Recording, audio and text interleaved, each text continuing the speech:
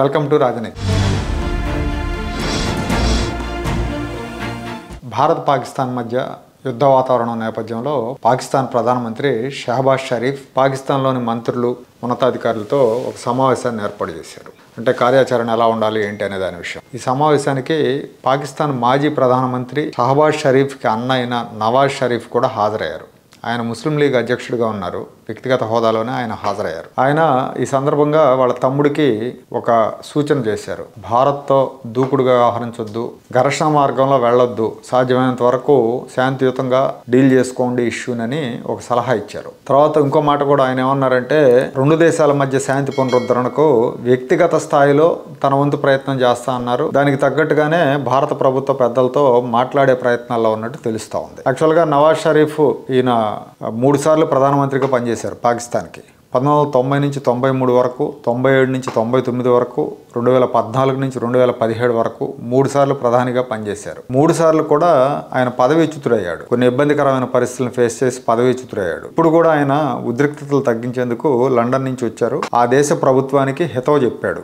భారత్తో దూకుడుగా వెళ్ళొద్దు, ఘర్షణ వైఖరి అవలంబించొద్దు, సాధ్యమైనంత వరకు శాంతియుతంగా ఒప్పందం చేసుకోండి అని చెప్పారు. ఈయన మనకి 99లో కార్గిల్ యుద్ధం జరిగినప్పుడు పాకిస్తాన్ ప్రధానమంత్రిగా ఈయనే ఉన్నారు. అప్పట్లో వాజ్పేయి గారు మన ప్రధానిగా ఉండేవారు. 98లో వాజ్పేయి గారు అణు పరీక్షలు నిర్వహించారు. దానికి ప్రతిగా పాకిస్తాన్ కూడా అణు పరీక్షలు నిర్వహించడం, రెండు దేశాల మధ్య ఉద్రిక్త వాతావరణం ఏర్పడటం జరిగింది. ఆ ఉద్రిక్త పరిస్థితులను చల్లార్చడానికి వాజ్పేయి గారు లాహోర్కు బస్సు యాత్ర చేశారు. వాగా దగ్గర సరిహద్దులు తెరిపించారు. స్వయంగా ఆయన బస్సులో ఆయనతో పాటు దేశంలో వివిధ రంగాలకు చెందిన ప్రముఖులను తీసుకుని పాకిస్తాన్కి యాత్ర చేశారు. వాజ్పేయి బృందాన్ని సరిహద్దుల దగ్గర ప్రధానమంత్రిగా ఉన్న నవాజ్ షరీఫ్ స్వయంగా ఎదురేగి స్వాగతం చెప్పారు. అప్పటికే నవాజ్ షరీఫ్ వయసు 50 సంవత్సరాలు. చెప్పాలంటే రాజకీయాల్లో యువకుడని చెప్పాలి. వాజ్పేయి గారికి అప్పటికే 75 ఏళ్ళు. అప్పటికే చాలా సీనియర్ పార్లమెంటేరియన్గా ప్రధానమంత్రిగా ఉన్నారు ఆయన. ఇద్దరు కూడా చాలా సహృద్భావ వాతావరణంలో, స్నేహపూర్వక వాతావరణంలో లాహోర్ శాంతి ఒప్పందం మీద సంతకాలు చేశారు. రెండు దేశాల మధ్య మంచి సంబంధాలు ఏర్పడినాయి, ఉద్రిక్తతలు తగ్గినాయి. కానీ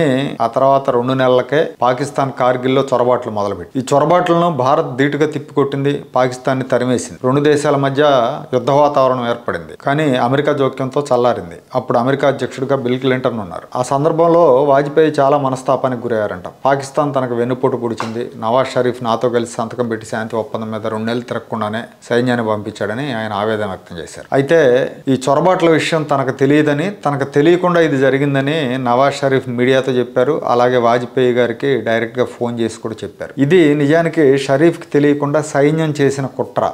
అప్పుడు సైన్యాధ్యక్షుడిగా జనరల్ పర్వేజ్ ముషరఫ్ ఉన్నాడు. ఈ ఘటన జరిగిన 2 నెలల తర్వాత, ఈ కార్గిల్ యుద్ధం ముగిసిన తర్వాత నవాజ్ షరీఫ్ మీద ముషరఫ్ తిరుగుబాటు చేశాడు. తిరుగుబాటు చేసి షరీఫ్ని ఖైదు చేశాడు. యాక్చువల్గా జనరల్ పర్వేజ్ ముషరఫ్ జూనియర్ అయినప్పటికీ, ఆయన కంటే సీనియర్లు చాలా మంది ఉన్నప్పటికీ సర్వసైన్యాధ్యక్షుడిగా నియమించింది నవాజ్ షరీఫే. కానీ అదే ముషరఫ్ షరీఫ్ మీద తిరగబడ్డాడు.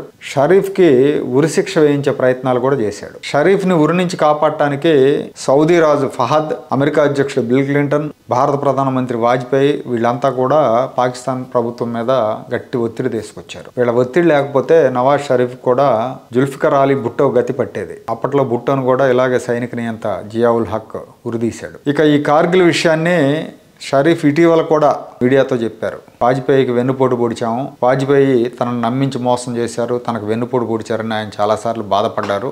ఇది నిజంగా నాకు కూడా చాలా బాధగా అనిపించేది, నాకు తెలియకుండా సైన్యం చేసిన పని ఇదని చాలా సందర్భాల్లో చెప్పాడు. ఇటీవల కూడా చెప్పాడు ఆయన. ఆ రోజు జరిగిన శాంతి ఒప్పందానికి పాకిస్తాన్ మిలిటరీ తూట్లు పొడిచిందని చెప్పారు ఆయన. ఇండియా సైనిక శక్తి ఏంటో, అంతర్జాతీయంగా ఇండియాకున్న పలుకుబడి ఏంటో నవాజ్ షరీఫ్కి బాగా తెలుసు. అందుకే ఘర్షణలకు దిగొద్దని తన తమ్ముడికి హితవు చెప్తున్నారు. వ్యక్తిగత స్థాయిలో తన వంతు ప్రయత్నాలు కూడా చేస్తానని చెప్పారు. మరి పాకిస్తాన్ పాలకులు ఈయన మాటలు ఎంతవరకు వింటారో చూడాలి.